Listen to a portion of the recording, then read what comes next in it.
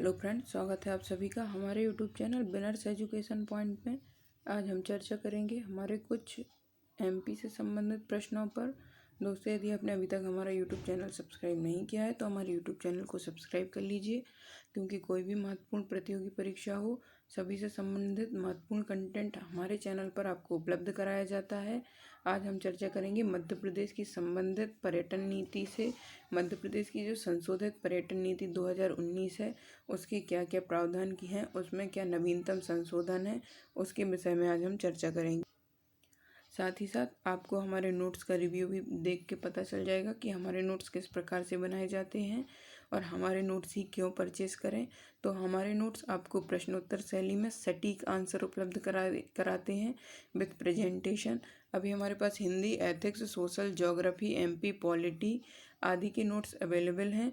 तो उनका जो कॉम्बो पैक है वो 2800 में आपको उपलब्ध कराया जा रहा है।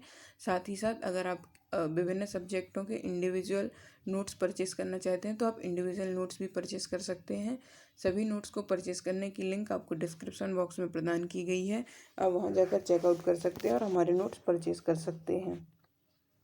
इसके पश्चात है मध्य प्रदेश की संशोधित पर्यटन नीति 2019। तो प्रदेश में पर्यटन क्षेत्र में रोजगार को बढ़ावा देने के उद्देश्य से पर्यटन नीति 2016 में संशोधित किया गया है। पर्यटन नीति 2016 में संशोधन करके रोजगार को पर्यटन के क्षेत्र में रोजगार को बढ़ावा देने के उद्देश्य से पर्यटन नीति में संशोधन किया गया। इसमें जो नवीनतम संशोधन जोड़े गए हैं उनके विषय में हम चर्चा कर लेते हैं। तो ग्रामीण एवं कृषि साहसिक पर्यटन के क्षेत्र में स्वयं सहायता समूहों एवं सहकारी समितियों को पर्यटन परियोजनाओं में रोजगार के अवसर उपलब्ध कराए जाएंगे। ग्रामीण एवं कृषि क्षेत्र में साहसिक क्षेत्रों में एडवेंचरस पर्यटन के अंतर्गत जल पर्यटन के क्षेत्र में स्वयं सहायता समूह एवं सहकारी समितियों को पर्यटन परियोजनाओं में रोजगार के अवसर उपलब्ध कराए जाएंगे। लाभ प्राप्त करने वाले होटल्स में से 70% रोजगार प्रदेश के लोगों को देना जरूरी होगा। जो भी रोजगार दिए जाएंगे पर्यटन के क्षेत्र में और जो भी सरकार द्वारा लाभ प्राप्त करने वाली होटल हैं उनको 70% रोजगार प्रदेश के युवाओं को देना जरूरी या अनिवार्य होगा।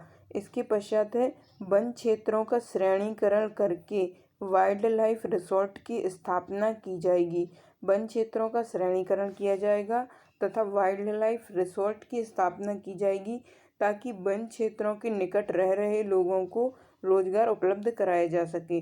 तो जो पर्यटन संशोधन नीति 2019 है उसमें वन क्षेत्रों का श्रेणीकरण किया जाएगा, साथ ही वाइल्ड लाइफ रिसोर्ट की स्थापना की जाएगी ताकि वन क्षेत्रों के निकट रोजगार उपलब्ध किया जा सके जो भी लोग वन क्षेत्रों के निकट निवासरत हैं।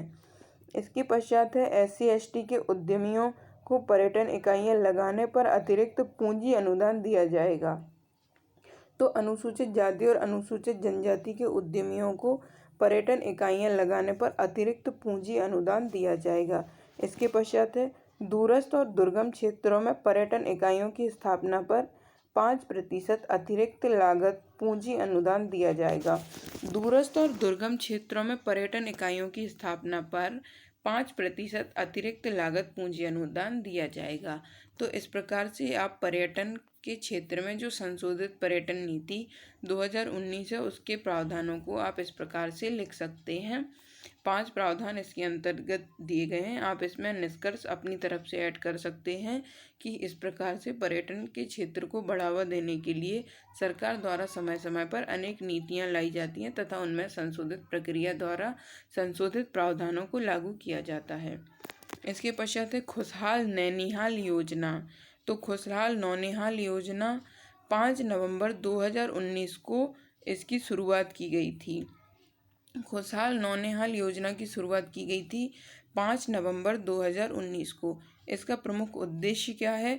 तो इसका उद्देश्य अनाथ और बेसहारा बच्चों के भविष्य को संवारना। अनाथ और बेसहारा बच्चों के भविष्य को संवारना इसका प्रमुख उद्देश्य रखा गया है। इस योजना के क्रियान्वयन के अंतर्गत मुख्यमंत्री स्वयं अनाथ और बेसहारा बच्चों को गोद लेंगे इस योजना के लाभार्थी वे बच्चे होंगे जो ट्रैफिक सिग्नल, सड़कों पर या तो भीख मांगते हैं या तो बाल मजदूरी में लगे हुए हैं। इस योजना को प्रभावी बनाने के लिए जिला प्रशासन एवं स्वयंसेवी संस्थाओं द्वारा सर्वे कराया जाएगा। बच्चों के पुनर्वास के साथ साथ उनकी पढ़ाई लिखाई को सुनिश्चित किया जाएगा। इसके पश्चात बच्चों को रोजगार परक शिक्षा प्रदान करके उन्हें स्वावलंबी बनाया जाएगा। तो एक बार पुनः चर्चा कर लेते हैं हम कि खुशहाल नौनिहाल योजना में क्या क्या प्रावधान किए गए हैं। इस योजना का क्रियान्वयन किस बिंदुओं के अंतर्गत किया जाएगा। तो इसमें मुख्यमंत्री स्वयं अनाथ और बेसहारा बच्चों को गोद लेंगे। इसके पश्चात इस योजना के लाभार्थी वे बच्चे होंगे जो ट्रैफिक सिग्नल, सड़कों पर या तो भीख मांगते हैं या तो बाल मजदूरी में लगे हुए हैं। इस योजना को प्रभावी बनाने के लिए जिला प्रशासन एवं स्वयंसेवी संस्थाओं द्वारा सर्वे कराया जाएगा। बच्चों के पुनर्वास के साथ साथ उनकी पढ़ाई लिखाई को भी सुनिश्चित किया जाएगा और बच्चों को रोजगार परक शिक्षा प्रदान करके उन्हें स्वावलंबी बनाने की दिशा में कार्य किया जाएगा। तो दोस्तों, इस प्रकार से आप देख सकते हैं कि हमारे नोट्स में किस प्रकार से सटीक जानकारियाँ उपलब्ध की जाती हैं। साथ ही करंट के प्रश्नों को समाहित किया जाता है ताकि आपको अन्यत्र कहीं भटकने की ज़रूरत ना पड़े। तो इस प्रकार से आप हमारे नोट्स परचेज करके अपनी सफलता को सुनिश्चित कर सकते हैं।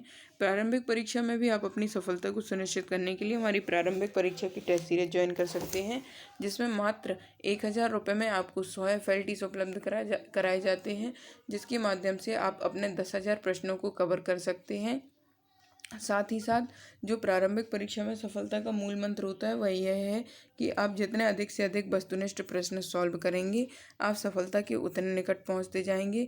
प्रारंभिक परीक्षा में सफलता सुनिश्चित करने के लिए आप अधिक से अधिक वस्तुनिष्ठ प्रश्नों को सॉल्व करें। साथ ही साथ अधिक फैक्ट पढ़ने पर भी ध्यान दें, इसी से आपकी सफलता सुनिश्चित हो सकेगी। साथ ही साथ आपको MP और करंट अफेयर्स पर भी ज़्यादा ध्यान देना चाहिए। मध्य प्रदेश लोक सेवा आयोग में MP का जो पोर्शन रहता है वह अधिक से अधिक पूछा जाता है। 2019 की परीक्षा में भी 35 प्रश्न जो है वह MP से पूछे गए थे, इसलिए आपको MP पर ज़्यादा फोकस करना चाहिए और MP की ज़्यादा जानकारियाँ इकट्ठी करनी चाहिए। साथ ही साथ आपको 1 साल का करंट अफेयर्स याद करना चाहिए, जिससे कि आपके करंट अफेयर्स का कोई भी प्रश्न गलत ना हो। साथ ही साथ आप स्पोर्ट पर भी ध्यान दे सकते हैं। स्पोर्ट का पोर्शन प्रारंभिक परीक्षा में अधिक से अधिक कवर किया जाता है, तो स्पोर्ट को भी लेके चलें। उससे आपके 8 से 10 प्रश्न कवर होते हैं, जो कि आपको सफलता दिलाने में कारगर सिद्ध होंगे। दोस्तों, मोटिवेशन के लिए हमारे विनर्स एजुकेशन पॉइंट के द्वारा एक सफलता की चिंगारी नामक बुक प्रकाशित की गई है।